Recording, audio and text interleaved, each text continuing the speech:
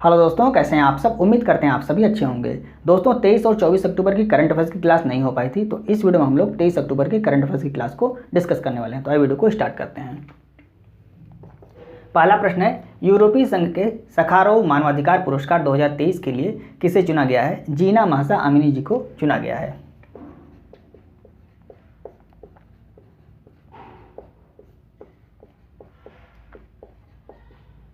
ये कहाँ की रहने वाली हैं? ये ईरान की रहने वाली हैं, आपको याद रखना है।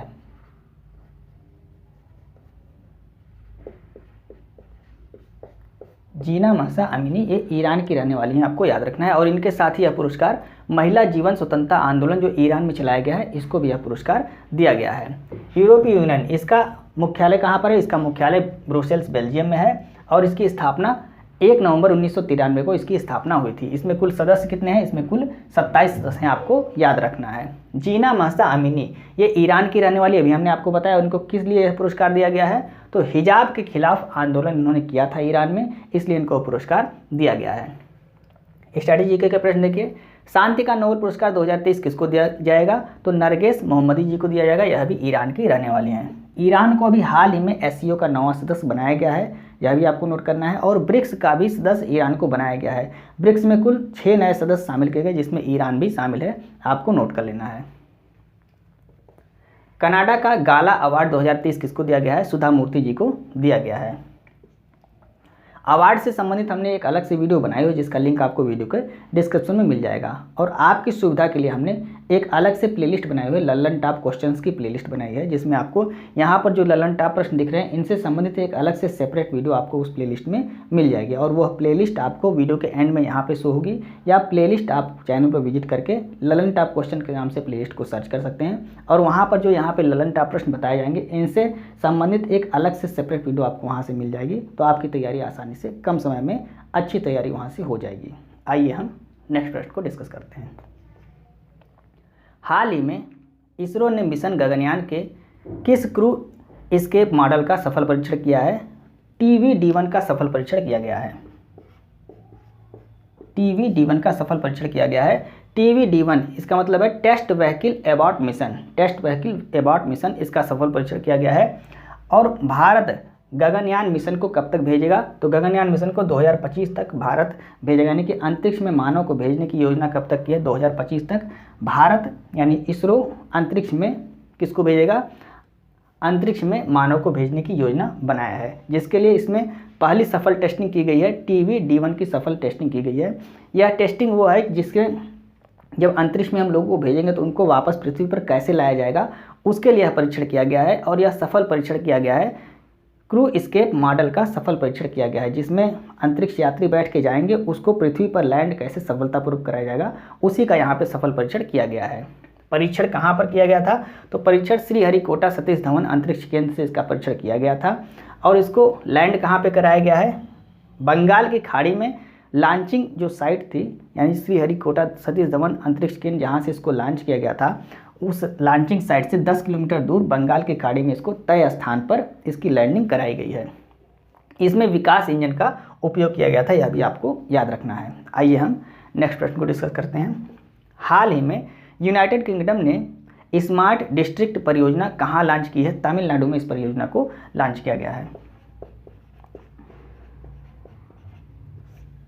तमिलनाडु में स्मार्ट डिस्ट्रिक्ट परियोजना लॉन्च की गई है। उद्देश्य क्या है? वेस्ट मैनेजमेंट और रिसोर्स मैनेजमेंट इसका उद्देश्य है, यानी कि वेस्ट मैनेजमेंट और रिसोर्स मैनेजमेंट करना, ये इस परियोजना का उद्देश्य है। स्ट्रैटेजी के प्रश्न देखिए, पहला संयुक्त राष्ट्र जल सम्मेलन कहाँ पर इसका आयोजन किया गया? न्यूयॉर्क अमेरिका में इसका आयोजन किया गया है। जल दोस्त क्या है? जल दोस्त एक एयरबोट है, जिसको बेंगलुरु में लॉन्च किया गया। झीलों से खरपतवार को नष्ट करने के लिए इसको लॉन्च किया गया, अभी आपको याद रखना है। आइए हम नेक्स्ट प्रश्न को डिस्कस करते हैं। चौथा प्रश्न है, हाल ही में अरब सागर में आए चक्रवात तेज का नामकरण किसने किया है? तो तेज का नामकरण भारत ने किया है। तेज चक्रवात कहाँ पर आया है? ये अरब सागर में आया, आपको याद रखना है। और इसी के साथ एक चक्रवात कहाँ पर आया है? बंगाल की खाड़ी में आया है, उसका नाम क्या है? हामून उसका नाम है। और हामून का नामकरण किसने किया है? ईरान ने इसका नामकरण किया है, आपको याद रखना है। तो दोनों चक्रवात याद रखने हैं। तेज कहाँ पर आया? तेज अरब सागर में आया है। और हामून कहाँ पे आया? हामून बंगाल की खाड़ी में आया है। तेज का नामकरण भारत ने किया है और हामून का नामकरण ईरान ने किया है, आपको याद रखना है। ईरान की राजधानी क्या है? तेहरान ईरान की राजधानी है। और ईरान में दस्त-ए-लुत और दस्त-ए-कबीर मरुस्थल पाए जाते हैं। फतेह और खैबर मिसाइल किस देश की मिसाइल है? ये ईरान की मिसाइल, अभी हाल ही में इसका परीक्षण ईरान द्वारा किया गया है। एससीओ का 9वां सदस्य कौन बन गया है? ईरान बन गया है। और ब्रिक्स का भी सदस्य ईरान बन गया है। ब्रिक्स में हमने आपको बताया अभी कि 6 सदस्य शामिल हुए हैं और इन 6 सदस्य में कौन है? ईरान भी शामिल है। 6 सदस्य कौन कौन से हैं? तो ईरान हो गया, मिस्र हो गया, सऊदी अरब हो गया, यूएई हो गया, अर्जेंटीना हो गया और इथोपिया। ये 6 सदस्य ब्रिक्स में शामिल हुए हैं। इसमें ईरान भी शामिल है, आपको नोट कर लेना है। विपर्जय चक्रवात ये कहाँ पर आया था? ये अरब सागर में आया था। इसका नामकरण किसने किया? बांग्लादेश ने इसका नामकरण किया। और इसका अर्थ क्या होता है? विपत्ति या आपदा या डिजास्टर इसका अर्थ होता है, यह भी आपको याद रखना है। असनी चक्रवात कहाँ पर आया?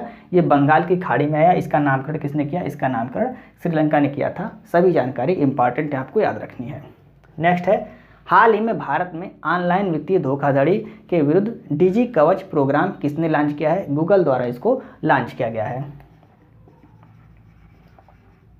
गूगल द्वारा डिजी कवच प्रोग्राम लॉन्च किया गया, आपको याद रखना है। स्ट्रैटेजी के प्रश्न देखिए, ऑपरेशन कुकी मॉन्स्टर ये किसके द्वारा स्टार्ट किया गया है? एफबीआई द्वारा इसको स्टार्ट किया गया है। किस लिए स्टार्ट किया है? साइबर क्राइम को रोकने के लिए एफबीआई द्वारा यह कार्यक्रम स्टार्ट किया गया। जो ऑपरेशन है ऑपरेशन कुकी मॉन्स्टर स्टार्ट किया गया, आपको याद रखना है। ऑपरेशन ध्वस्त किसके द्वारा स्टार्ट किया गया है? एनआईए द्वारा स्टार्ट किया गया है। किस लिए? आतंकवादी, गैंगस्टर और ड्रग्स की तस्करी को रोकने के लिए एनआईए द्वारा यह ऑपरेशन स्टार्ट किया गया है। होप इनिशिएटिव और ऑपरेशन क्लीन किसके द्वारा स्टार्ट किया गया है? पंजाब सरकार द्वारा इसको स्टार्ट किया गया है। पंजाब को नशा मुक्त करने के लिए यह स्टार्ट किया गया है, आपको याद रखना है। ऑपरेशन से संबंधित भी एक अलग से वीडियो बनाई गई है, जिसका लिंक भी आपको प्लेलिस्ट में मिल जाएगा। जो लल्लन टॉप क्वेश्चंस के नाम से प्लेलिस्ट है, उसमें आपको इसकी वीडियो भी मिल जाएगी। नेक्स्ट है, अपतटीय पोत से विद्युत चुंबकीय रेलगन लॉन्च करने वाला दुनिया का पहला देश कौन सा है? जापान दुनिया का पहला देश बन गया है। जापान दुनिया का पहला देश बन गया है। यह जो विद्युत चुंबकीय रेलगन है, इससे जो गोली फायर होगी वो उसकी स्पीड कितनी होगी? तो गोली की स्पीड 7 मैक से अधिक होगी, यानी कि ध्वनि की गति से 7 गुना तेज इसकी स्पीड होगी। और इसका उपयोग कहाँ पर किया जाएगा? तो जहाज, मिसाइल, हाइपरसोनिक मिसाइल को रोकने में इसका उपयोग किया जाएगा। हाइपरसोनिक मिसाइल आप जानते हैं इसकी गति कितनी होती है? 5 मैक से अधिक होती है।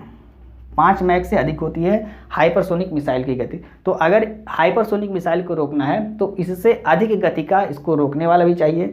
तो यहाँ पर जो विद्युत चुंबकीय रेलगन लॉन्च किया गया है, इसमें जो गोली फायर होगी उसकी स्पीड कितनी होगी? 7 मैक होगी, यानी कि इससे अधिक है तो ये इसको रोक लेगी आसानी से। तो उद्देश्य क्या है? जहाज, मिसाइल और हाइपरसोनिक मिसाइल को रोकना इसका उद्देश्य आपको नोट करना है। जापान के बारे में देख लेते हैं।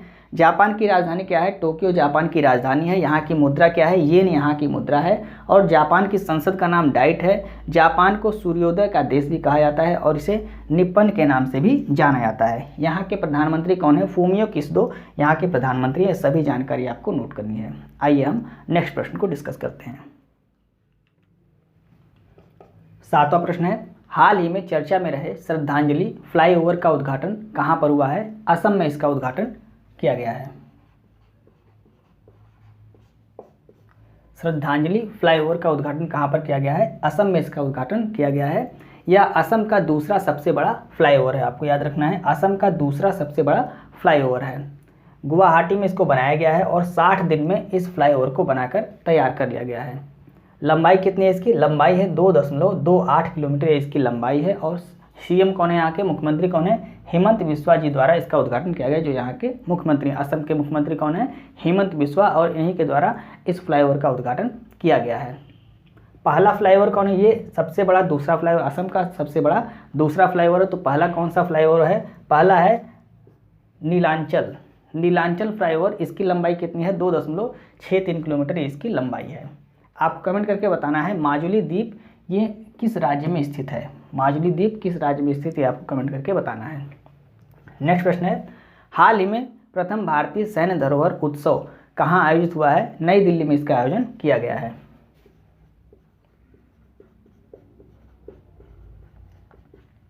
नई दिल्ली में आयोजन किया गया है। उद्देश्य क्या है? सेना की संस्कृति की प्रदर्शनी करना इसका उद्देश्य है। रक्षा मंत्री राजनाथ सिंह द्वारा इसका उद्घाटन किया गया था, इसको भी आपको याद रखना है। प्रोजेक्ट उद्भव, इसमें प्रोजेक्ट उद्भव को भी लॉन्च किया गया है। इसका प्रोजेक्ट उद्भव का मतलब क्या है, इसका उद्देश्य क्या है, तो आधुनिक सैन्य क्षमता को बढ़ावा देना इसका उद्देश्य है। जो प्रोजेक्ट उद्भव है इसको भी, इसी जो उत्सव हुआ है, कौन सा उत्सव, प्रथम भारतीय सैन्य धरोहर उत्सव, इसी में प्रोजेक्ट उद्भव को भी लॉन्च किया गया है और इसका उद्देश्य है आधुनिक सैन्य क्षमता को बढ़ावा देना, इसका उद्देश्य है। स्ट्रैटेजी के प्रश्न देखिए, भारत की नवीनतम विश्व धरोहर स्थल यानी कि 42वीं विश्व धरोहर स्थल कौन सी है भारत की, होयसल मंदिर, ये कर्नाटक में स्थित है। 41वीं कौन सी है, ये आपको कमेंट करके बताना है। भारत में कुल कितनी अमूर्त धरोहर हैं, तो कुल 14 अमूर्त धरोहर हैं और नवीनतम कौन सी है, दुर्गा पूजा, ये नवीनतम अमूर्त धरोहर है, यह भी आपको याद रखना है। भारत की पहली लिविंग हेरिटेज कौन सी है, विश्व भारती विश्वविद्यालय पश्चिम बंगाल में स्थित है। ये भारत की पहली लिविंग हेरिटेज है और इसको बनवाया किसने था, रविंद्रनाथ टैगोर जी ने इसको बनवाया था। रविंद्रनाथ टैगोर जी द्वारा इसको बनवाया गया था।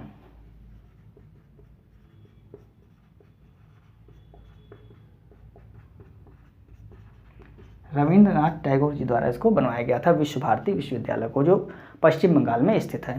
नेक्स्ट है, हाल ही में मिशन महिला सारथी का शुभारंभ कहाँ पर किया गया है, तो मिशन महिला सारथी इसका शुभारंभ उत्तर प्रदेश में किया गया है। उत्तर प्रदेश में इसका शुभारंभ किया गया है। सीएम कौन है, योगी आदित्यनाथ जी यहाँ के सीएम हैं, इनके द्वारा इसका उद्घाटन किया गया है। और इसमें 51 BS6 मानक की बस चलाई जाएंगी, 51 बस चलाई जाएंगी, वो BS6 मानक की बस होंगी। BS6 का मतलब क्या होता है, भारत स्टेज 6, ये जो बस या गाड़ी जो चलती हैं उसका एक मानक है BS6। तो इस मानक की 51 बसें चलाई जाएंगी, जिसमें यहाँ पर क्या है उद्देश्य, मिशन का नाम क्या है जो शुभारंभ किया गया है, ये मिशन महिला सारथी। महिला सारथी मतलब जो सारथी होंगे इसमें ये महिला होंगी और जो कंडक्टर होंगे यानी कि ड्राइवर और कंडक्टर इस बस में जो होंगी वो महिला होंगी, यह भी आपको याद रखना है। तो मिशन महिला सारथी ये क्या है, इसमें जो बस चलाई गई है 51 बसें लॉन्च की गई हैं, BS6 मानक की बस लॉन्च की गई है और इसमें जो कंडक्टर और ड्राइवर होंगे वो महिला ड्राइवर और महिला कंडक्टर होंगे, ये आपको याद रखना है। स्ट्रैटेजी के प्रश्न देखिए, वन डिस्ट्रिक्ट वन प्रोडक्ट, ये किस प्रदेश द्वारा स्टार्ट किया गया है, उत्तर प्रदेश द्वारा स्टार्ट किया गया है। लाडली बहना योजना ये मध्य प्रदेश द्वारा स्टार्ट किया गया है। अम्मा और बहनी योजना ये सिक्किम सरकार द्वारा स्टार्ट किया गया है। मुख्यमंत्री ग्राम गाड़ी योजना ये झारखंड सरकार द्वारा स्टार्ट किया गया है। हर घर गंगा जल योजना ये बिहार सरकार द्वारा स्टार्ट किया गया है। और एक पंचायत एक खेल मैदान यह योजना केरल सरकार द्वारा स्टार्ट की गई है। आपको सभी इंपॉर्टेंट हैं, याद रखना है। आइए हम नेक्स्ट प्रश्न को डिस्कस करते हैं। 10वां प्रश्न है, हाल ही में एंथोरियम महोत्सव कहाँ पर आयोजित किया गया है, इसका आयोजन मिजोरम में किया गया है।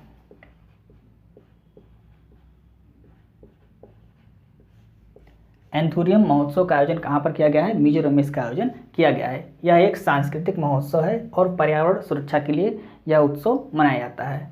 पर्यावरण सुरक्षा के लिए इसको मनाया जाता है। शुरुआत इसकी कब हुई, 2006 में इसकी शुरुआत हुई थी। स्ट्रैटेजी के प्रश्न देखिए, फूलदेई फेस्टिवल ये कहाँ पर मनाया जाता है, उत्तराखंड में मनाया जाता है। भूमचू महोत्सव ये सिक्किम में मनाया जाता है। रज और नुआखाई पर्व ये उड़ीसा में मनाया जाता है। लैवेंडर फेस्टिवल ये कहाँ पर मनाया जाता है, जम्मू कश्मीर में मनाया जाता है। खारची और केर पूजा महोत्सव ये त्रिपुरा में मनाया जाता है। आपको याद रखना है, सभी इंपॉर्टेंट हैं। और महोत्सव और फेस्टिवल से संबंधित एक अलग से वीडियो हमने बनाई हुई है, जिसका लिंक भी आपको प्लेलिस्ट में मिल जाएगा और प्लेलिस्ट आपको वीडियो के एंड में आपको यहाँ पे शो होगी, आप वहाँ से वॉच कर सकते हैं। नेक्स्ट प्रश्न है, भारत की पहली विस्टाडोम ट्रेन कहाँ पर चलाई गई है, इसको जम्मू कश्मीर में चलाया गया है। भारत की पहली विस्टाडोम ट्रेन कहाँ पर चलाई गई, जम्मू कश्मीर में इसको चलाया गया है। उद्घाटन श्रीनगर रेलवे स्टेशन से इसका उद्घाटन किया गया है। उद्घाटन किसने किया है, उपराज्यपाल मनोज सिन्हा जी ने इसका उद्घाटन किया है। और यह ट्रेन कैसी है, यह एक टूरिस्ट ट्रेन है और पूरी तरह से वातानुकूलित ट्रेन है, यानी कि पूरी तरह से AC युक्त ट्रेन है। इसमें अगल बगल और ऊपर के साइड में शीशे लगे हुए, जिससे टूरिस्ट आसानी से चीज़ों को देख सकें। तो यह कौन सी ट्रेन है, विस्टाडोम ट्रेन कहाँ पर चलाई गई, जम्मू कश्मीर में चलाई गई। उद्घाटन मनोज सिन्हा जी ने किया गया है, जो जम्मू कश्मीर के उपराज्यपाल हैं। आपको सभी जानकारी याद रखनी है। तो ये थी 23 अक्टूबर की फुल पत्ती वाली क्लास के महत्वपूर्ण प्रश्न जिसको हमने कम समय में आपको रिवाइज कराने की पूरी कोशिश की। उम्मीद है आपको वीडियो अच्छी लग रही होगी। यदि आपको वीडियो अच्छी लगे तो आप इसे अपने दोस्तों को जरूर शेयर करें और वीडियो को लाइक और सब्सक्राइब करना ना भूलें। इसके बाद 24 अक्टूबर की और 25 अक्टूबर की करंट अफेयर्स की क्लास भी आएगी, आप उसको भी जरूर वॉच कीजिएगा। मिलते हैं नेक्स्ट वीडियो में। जय हिंद।